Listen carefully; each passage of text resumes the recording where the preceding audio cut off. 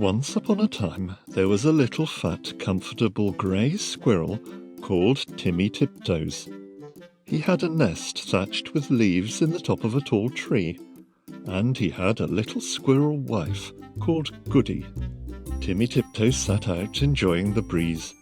He whisked his tail and chuckled, "Little wife Goody, the nuts are ripe.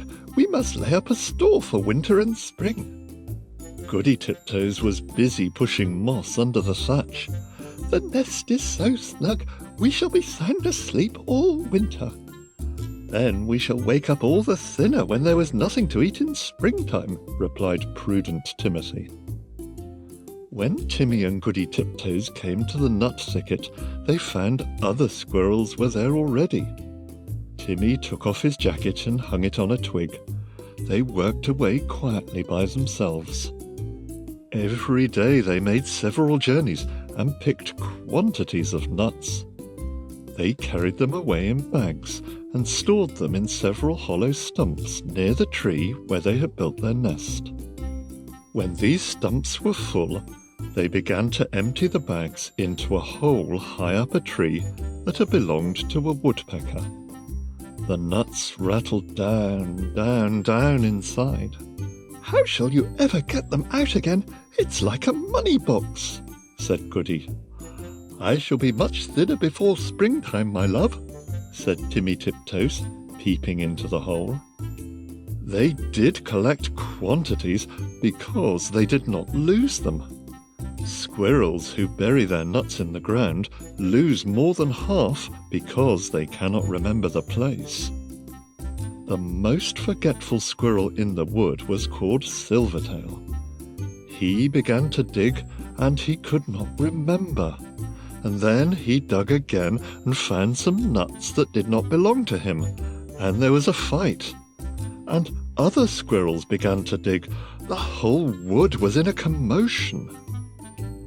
Unfortunately, just at this time a flock of little birds flew by from bush to bush, searching for green caterpillars and spiders.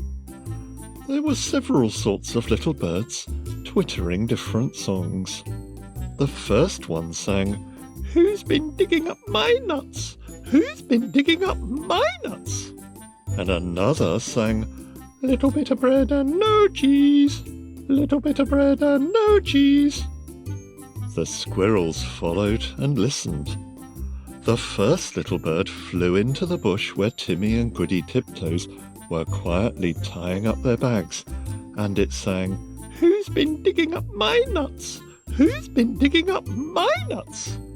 Timmy Tiptoes went on with his work without replying. Indeed, the little bird did not expect an answer. It was only singing its natural song, and it meant nothing at all. But when the other squirrels heard that song, they rushed upon Timmy Tiptoes and cuffed and scratched him and upset his bag of nuts. The innocent little bird that had caused all the mischief flew away in a fright. Timmy rolled over and over and then turned tail and fled towards his nest, followed by a crowd of squirrels shouting, "Who's been digging up my nuts?" They caught him and dragged him up the very same tree where there was the little round hole, and they pushed him in. The hole was much too small for Timmy Tiptoes' figure. They squeezed him dreadfully, and it was a wonder they did not break his ribs. "We will leave him here till he confesses," said Silvertail's squirrel, and he shouted into the hole, "Who's been digging up my nuts?" Timmy Tiptoes made no reply. He had tumbled down inside the tree upon half a peck of nuts belonging to himself. He lay quite stunned and still.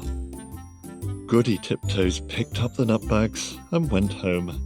She made a cup of tea for Timmy, but he didn't come and didn't come. Goody Tiptoes passed a lonely and unhappy night. Next morning she ventured back to the nut bushes to look for him, but the other unkind squirrels drove her away. She wandered all over the wood, calling, Timmy Tiptoes! Timmy Tiptoes! Oh, where is Timmy Tiptoes?" In the meantime, Timmy Tiptoes came to his senses. He found himself tucked up in a little moss bed, very much in the dark, feeling sore. It seemed to be underground. Timmy coughed and groaned because his ribs hurt him. There was a chirpy noise, and a small striped chipmunk appeared with a nightlight and hoped he felt better. It was most kind to Timmy Tiptoes.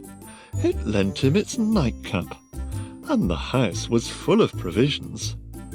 The chipmunk explained that it had rained nuts through the top of the tree. "Besides, I found a few buried." It laughed and chuckled when it heard Timmy's story. While Timmy was confined to bed, it enticed him to eat quantities. "But how shall I ever get through that hole unless I thin myself? My wife will be anxious." "Just another nut, or 2 nuts. Let me crack them for you," said the chipmunk. Timmy Tiptoes grew fatter and fatter.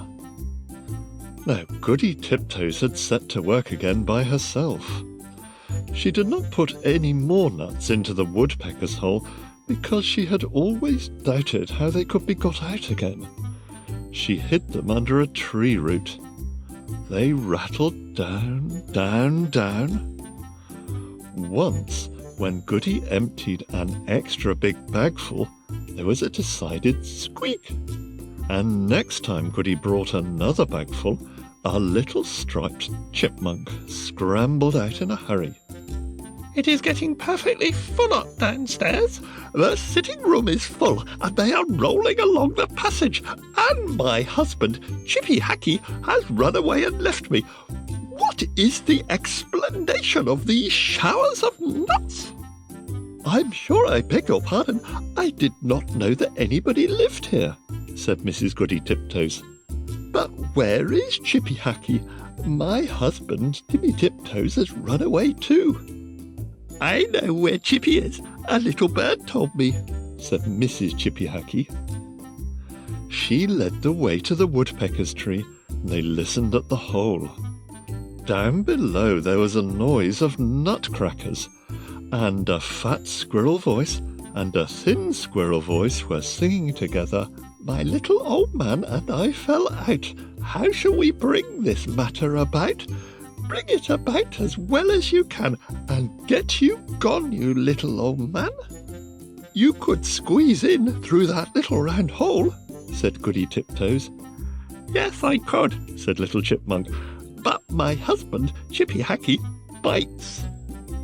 Down below there was a noise of cracking nuts and nibbling, and then the fat squirrel voice and the thin squirrel voice sang, "For the diddle-dum-day, day diddle-dum-dee, day diddle-diddle-dum-day."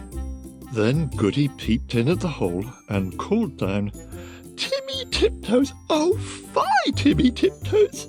And Timmy replied, "Is that you, Goody Tiptoes? Why, certainly." He came up and kissed Goody through the hole, but he was so fat that he could not get out. Chippy Hackey was not too fat, but he did not want to come.